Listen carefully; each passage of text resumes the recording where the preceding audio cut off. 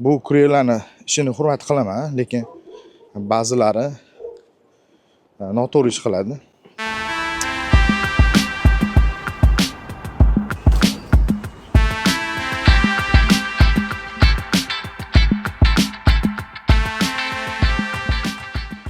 Xullas, bu kurerlarni ishini hurmat qilaman, lekin ba'zilari noto'g'ri ish qiladi.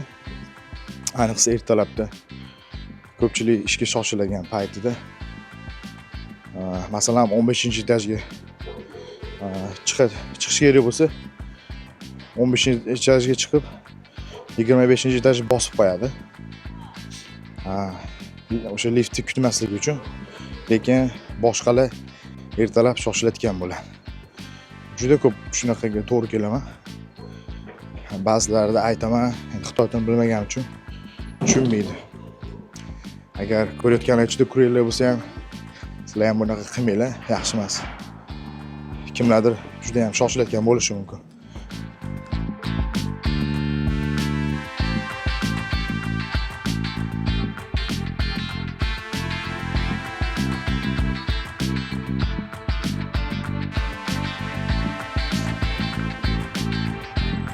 Bugun yakshanba, dam olish kuni. Yangi yilga ham bir haftadancha ko'proq vaqt qoldi. Keyingi hafta Christmas bo'ladi. Bu yerda ham nishonlashadi, o'zlarining bayrami bo'lmasa ham. Ko'ryapsizlar, hamma joyda o'sha archalar. Xullas, hozir nima qilishni bilmadim. Kino ko'rmoqchi bo'ldim. Hozir hamma Zootopia 2 haqida ko'p gapirishyapti, shunga qiziqib. Qancha kelgandan beri hech kinoga tushmagandim. Shunga vaqt o'tish uchun borib ko'rmoqchiman. Asosiy kirish hali yopiq ekan, 10 da ochiladi. Hozir soat 10 ga taxminan 15 minutcha bor. Hozir bu yerdan kirib o'tamiz.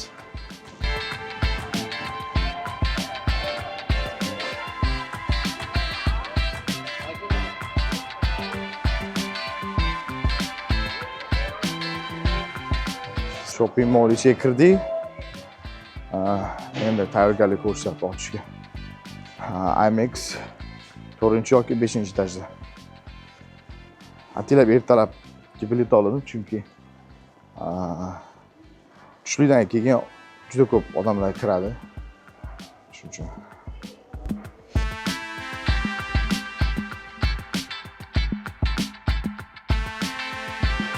Eskalatorlar ham, liftlar ham ishlamayapti hali. Yana bitta chiqishimiz kerak.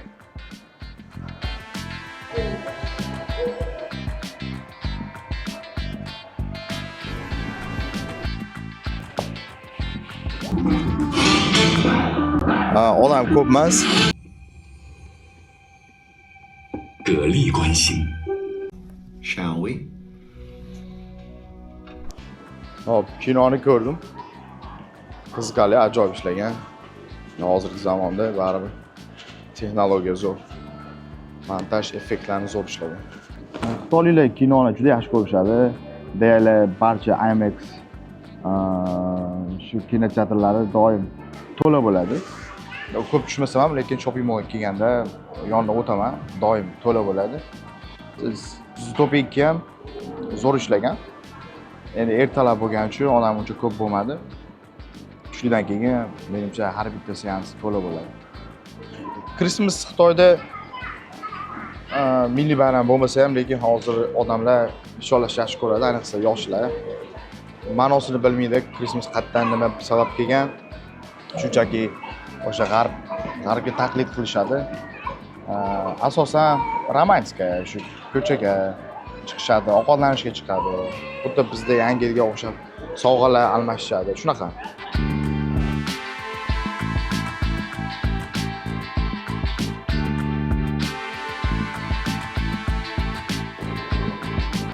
Nima bo'lyapti?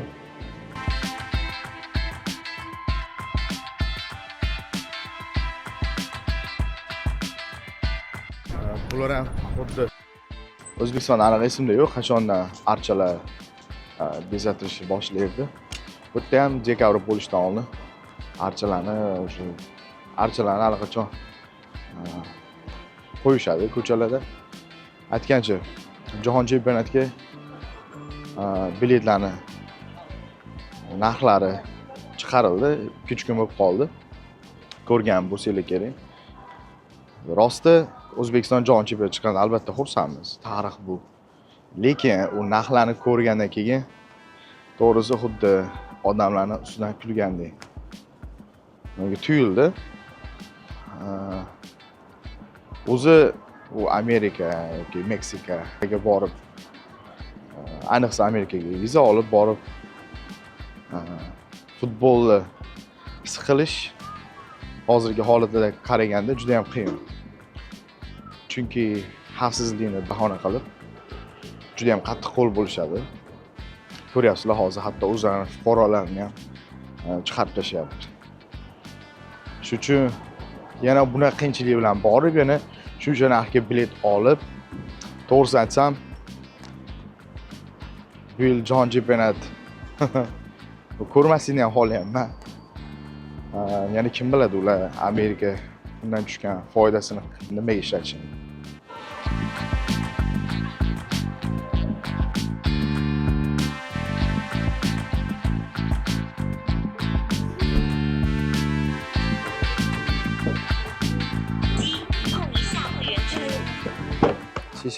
O'zi bu shanba yakshanba dam olishdan foydalanib, Xitoyda Yangi yilni, Krismasni qanaqa qilish olishadi.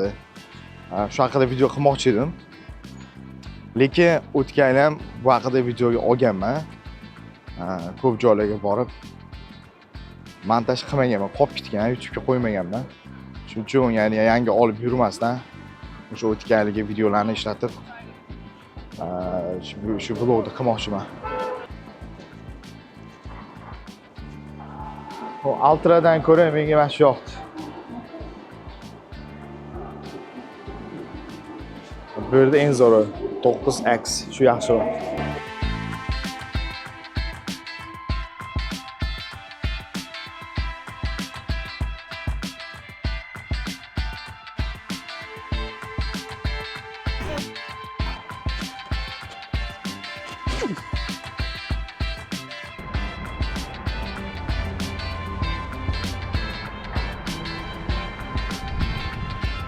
Buni qaranglar, tabiat qanaqa chiroyli.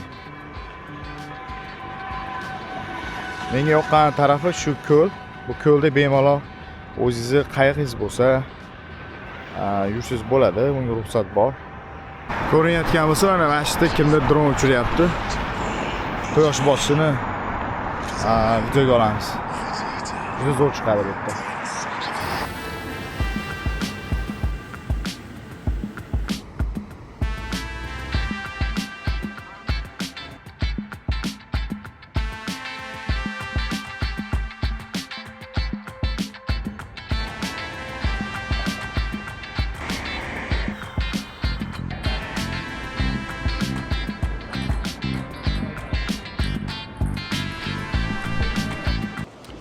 Hozir biz tushlik paytdan foydalanib, yonimizga Alibaba'ning magazini bor, juda ham yaqin. Shu yerga borib kelmoqchiman, chunki yaqindan beri o'ylayapman, nima uchun videolarni montaj qilib qo'yishga qanaqadir dangasa bo'lib qoldimmi? Shunga bilmadim nima uchun unaqa bo'lyapti. Odatda men videolarni telefonda montaj qilaman. iPhone 15 Pro Max da telefon to'lib qolgan. Ba'zida sekin bo'ladi, ba'zida nimadirlar bo'lib qoladi, qolib ketadi. Shunga o'ylayman, kompyuterda montaj qilishni boshlashim kerak. Hozir magazinga borib, MacBook ko'rmoqchiman. Apple'da o'zini ofitsial do'konidan. Oxirgi chiqqanlar emas, 1 yil yoki 2 yil oldingilari. Hozir necha chiqqan? M4 chipligi chiqqanmi menimcha? M3 yoki M2 larni ko'ramiz. Qaranglar, Alibabaga qancha ishchi bor. Va yonida taxminan bir 100 ming talab shunaqa jamoat velosipedlari bor.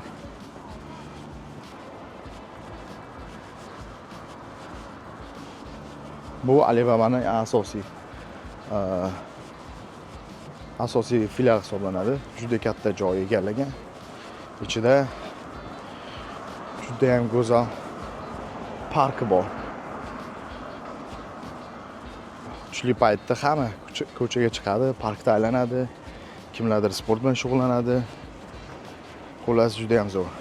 Bilsizlar kerak, Alibaba'ni CEOsi Jack Ma o'zi aslida lekin yaqinda o'zgargan.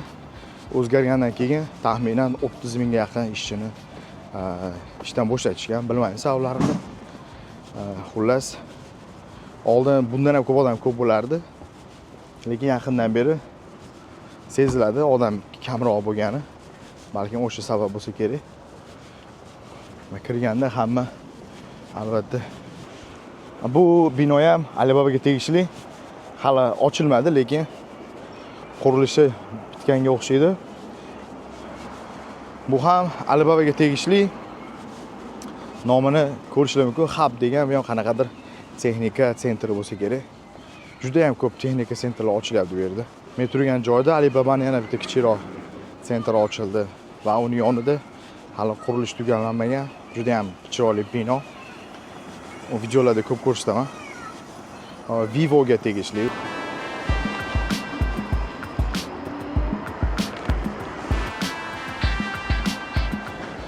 Bu binolar hammasi Alibaba ishchilariga tegishli.